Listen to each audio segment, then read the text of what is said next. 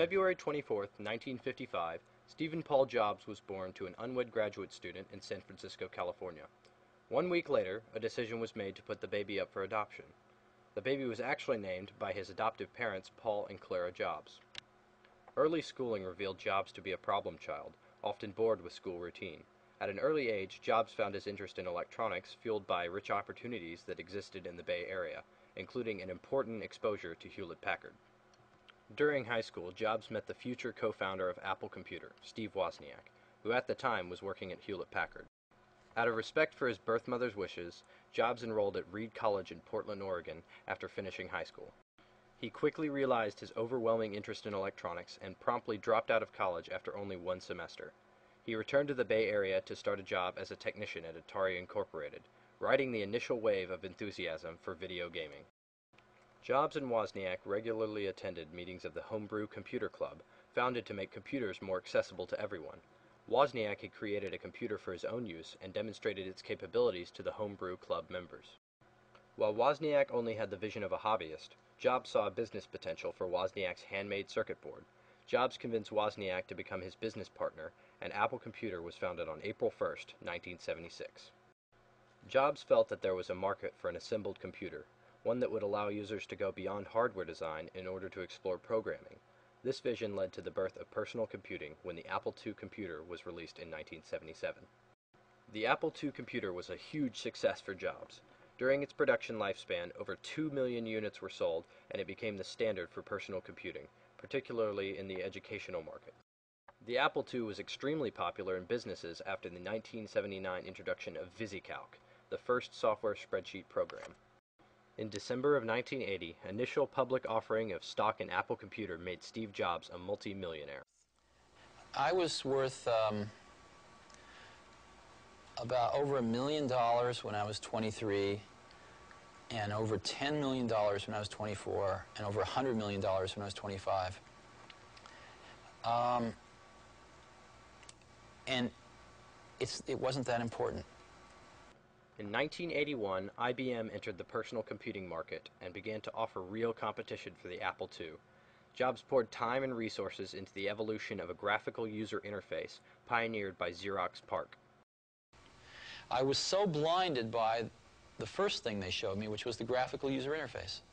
I thought it was the best thing I'd ever seen in my life. Now, remember, it was very flawed. What we saw was incomplete. They'd done a bunch of things wrong, but we didn't know that at the time. It's still, though, they had the germ of the idea was there, and they'd done it very well.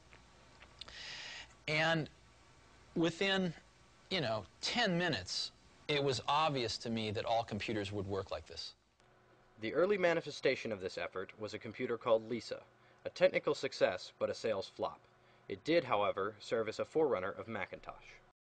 Apple's early successes required an experienced business figure to lead the company.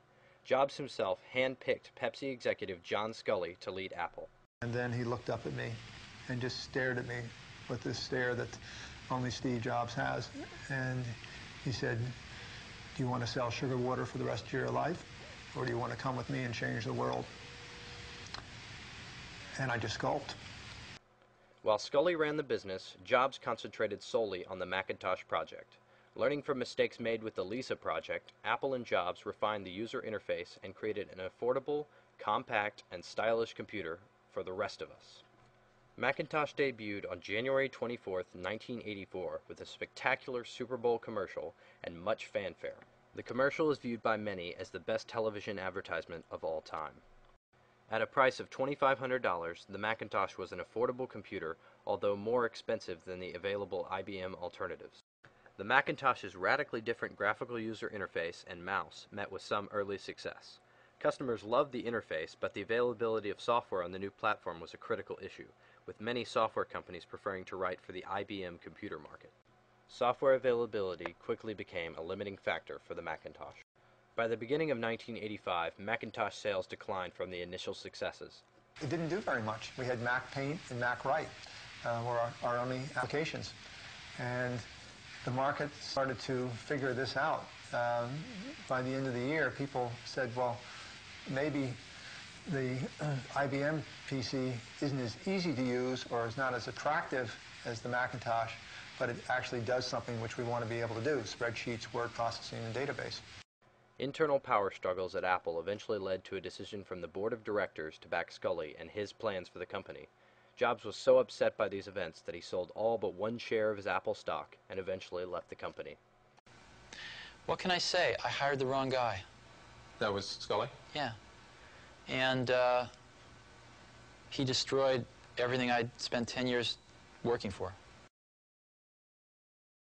From the triumph of a multi-million-dollar stock offering and a dominant market share in personal computing, Jobs had to endure the tragedy of being fired from the very company that he had started 10 years before.